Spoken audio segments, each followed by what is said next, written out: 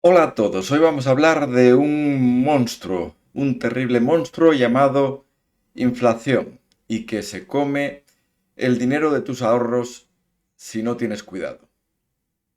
¿Y qué es la inflación? Pues la inflación es ese fenómeno por el cual un bien cualquiera, por ejemplo, este bocadillo que podemos ver aquí en imagen, en el año 2001 nos costaba una cantidad X y en el año 2025, pues el mismo bocadillo nos puede costar una cantidad doble o triple, ¿no?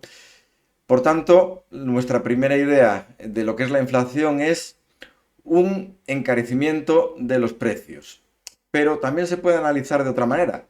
Podemos considerar que una inflación es una devaluación de la moneda, una pérdida de valor de la moneda que requiere, por tanto, más unidades monetarias para conseguir el mismo bien.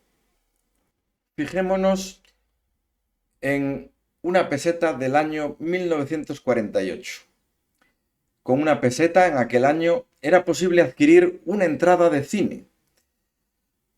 50 años más tarde, 51 años más tarde, con una peseta ni tan siquiera era posible adquirir un caramelo. Eran necesarias 2 pesetas para adquirir un caramelo. Ha habido países en los cuales la inflación ha sido incluso más salvaje. Pensemos, por ejemplo, en Argentina. Año 2001, un litro de leche cuesta 1 peso. Año 2025, adquirir a día de hoy un litro de leche en Argentina cuesta unos 467 pesos. Es decir, estamos hablando de una inflación de 46.700% en un periodo de 24 años. Es prácticamente de récord, pero bueno, ha habido países donde ha sido incluso mayor. Alguien podría pensar, bueno, pero esas cosas pasan en países que tienen problemas económicos muy graves y en los países desarrollados la inflación está más controlada y por tanto no es un problema. Bueno, eso, dependiendo de cómo lo analicemos, puede ser una verdad a medias. Veamos estas gráficas de España, ¿eh? En esta primera gráfica superior podemos comprobar cómo desde el año 2001 hasta el año 2013 España tuvo una inflación anual en el entorno del 2-3%, poco más o menos. Después entramos en un periodo en el que la inflación fue inferior, incluso negativa en algunos años, como el 2014 o el 2020, y tras la COVID, tras la crisis de la COVID, fue necesaria una fuerte inyección monetaria en la Unión Europea y eso tuvo como consecuencia una pérdida de valor de la moneda y por tanto inflación. En concreto en España esa inflación en el año 2001 superó el 6% y en el año 2022 superó incluso el 8%. Si consideramos cuál ha sido el encarecimiento de un producto desde el año 2001 hasta el año actual, hasta el año 2025, podemos ver en la gráfica inferior que estamos hablando en torno a un 180%, es decir, aquel producto que costaba 100 euros a comienzos del milenio, pues nos costaría 180 a día de hoy. Veis en la gráfica, asimismo, que la hemos extendido hasta el año 2035, suponiendo una inflación del 2%, que es la inflación objetivo de la Unión Europea. Para ese año 2035, ese producto que en el año 2001 nos costaba 100 euros o su equivalente en la moneda de entonces, en el año 2035 costaría del orden de 220 euros. ¿Cómo se puede medir la inflación? Y de hecho, ¿cómo se mide? Pues a través de un indicador que se llama el IPC, el índice de precios al consumo. ¿Cómo se elabora este IPC? Pues analizando los precios de una cesta compuesta por 955 productos y con unos pesos que, dependiendo del sector, pues pueden ser mayores o menores a la hora de decidir cuál ha sido el incremento del precio. Este análisis se realiza mes a mes y, bueno, pues al cabo de 12 meses tendríamos el IPC anual. Este IPC anual es muy importante, pues con él también se revisan los salarios de los trabajadores y de los pensionistas. Idealmente, esos salarios y esas jubilaciones tienen que incrementarse exactamente en la misma cantidad que el IPC anual. Entonces, si tanto los salarios como las pensiones se incrementan con el IPC anual, podríamos pensar que la cosa no es grave, o quizás sí lo es. Bueno, supongamos que aumentamos efectivamente los ingresos con el IPC. Pues aparentemente, como estamos diciendo, se mantendría el poder adquisitivo. Pero, como los tramos de fiscalidad no se están revisando, pues lo que sucede es que paulatinamente vamos entrando en tramos de fiscalidad mayores, de mayor retención. Y por tanto, de una manera bastante oculta, estamos pagando de año en año más impuestos. De tal manera que casi nos puede pasar inadvertido. Solo vemos que efectivamente parece que de año en año el dinero nos alcanza para menos cosas. Es decir, está disminuyendo el poder adquisitivo real. Y eso suponiendo que la medición del IPC es perfecta y que las actualizaciones de sueldos y pensiones también son exactamente iguales al IPC, que no siempre es así. Pero si el IPC, si la inflación, no el IPC, si la inflación es perjudicial para algo, es precisamente para el ahorro. Cuanto más dinero tengamos ahorrado y durante más tiempo sin generar ningún tipo de interés, más poder adquisitivo estamos perdiendo, porque estamos viendo que de año en año el dinero vale menos. Supongamos que en el año 2001 teníamos en nuestra cuenta de ahorro 100.000 euros o su equivalente en moneda de la época. Debido al efecto de la inflación, en el año 2035, y siempre proyectando con inflaciones del 2% a futuro, esos 100.000 euros me permitirían comprar el equivalente a 44.000 euros del año 2001. Es decir, he perdido un 56% de mi poder adquisitivo por tener dinero ahorrado y parado, sin generar ningún tipo de rendimiento. ¿Qué pueden hacer los estados para evitar, para impedir que la inflación sea excesiva? Pues a través de los bancos centrales es posible subir el tipo de interés del dinero.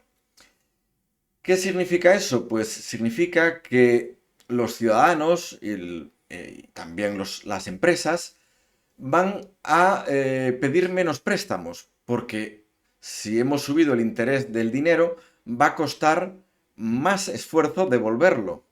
Por tanto, van a evitar en lo posible, ciudadanos y empresas, pedir préstamos. Eso tiene como consecuencia que es necesario crear menos dinero en el sistema. Si se crea menos dinero, al ser un bien menos abundante, pues como cualquier bien que empieza a escasear, pues lo que sucede es que su valor sube o por lo menos no disminuye, que es en definitiva lo que estaba sucediendo con la inflación. ¿Cuál es el inconveniente de todo esto? Pues que cuando tú estás dificultando el préstamo a las personas y a las empresas, la economía crece más lentamente. Estamos haciendo que el Producto Interior Bruto sea menor de lo que podría haber sido. ¿La inflación es perjudicial para todo el mundo? Pues no, la verdad es que no. Entonces, ¿a quién beneficia la inflación? pues beneficia a aquellas personas que tienen una deuda, aquellas personas que deben devolver una deuda. Porque con el paso del tiempo, esa deuda tiene un valor real menor. Estamos diciendo que está bajando el valor real del dinero. Por tanto, cuanto más aplaces la devolución de ese préstamo, menos valor real, es decir, menos valor llevado a día de hoy estarías pagando. Entonces, ¿cuál es el mayor beneficiado? Pues el mayor deudor que existe, que es el Estado en la mayoría de los países. ¿Por qué en las economías desarrolladas no se busca que la inflación sea cero? Bueno, sabéis que en la Unión Europea al menos el objetivo es una inflación que esté en torno al 2% o ligeramente por debajo. ¿Por qué este número? Bueno, tener una inflación baja, pero no cero, fomenta el consumo, es decir, precisamente por los motivos que hemos mencionado, el ciudadano percibe que es mejor gastar que ahorrar. Y eso, pues, favorece la marcha de la economía si entendemos la economía en términos de Producto Interior Bruto. Por otra parte, ya hemos visto que se reduce el tamaño real de la deuda, lo cual sería otro beneficio y otro motivo para que la inflación no sea cero. ¿Qué ha pasado cuando los estados han dejado crecer demasiado la inflación? Pues incluso han caído imperios. Imperios tan grandes como el Imperio Romano vieron su decadencia en parte como consecuencia de la inflación y la devaluación monetaria. Y es que si un denario de plata en el año 150 después de Cristo tenía un 90% de plata, 100 años después, en el año 250, el denario romano se acuñaba con menos de un 10% de plata. Y 20 años después, en el 2000, en el año 270, los denarios de plata dejaron de tener plata. Pasaron a ser denarios de cobre con un ligero baño de plata por encima. ¿Cuál fue la consecuencia de todo esto? Pues los soldados del imperio reclamaban ser pagados con moneda de valor, con moneda real, no con la moneda nueva, sino con la que estaba acuñada de antes y que tenía más porcentaje de plata. Y al mismo tiempo que surgían dificultades para pagar a los soldados, iban surgiendo asimismo un mayor número de enfrentamientos en las fronteras del imperio. Pues todo ello terminó, como sabéis, con la caída del Imperio Romano de Occidente allá por el siglo V. ¿Cómo puedes tú proteger tus ahorros de este monstruo que hemos mencionado, que es la inflación? Pues la mejor opción es invertir ese dinero. Claro, invertir no significa invertir de cualquier manera. El invertir, como veremos en próximos episodios, requiere una planificación, requiere un análisis, requiere un mínimo de conocimiento, pero tampoco creas que es algo extremadamente complicado.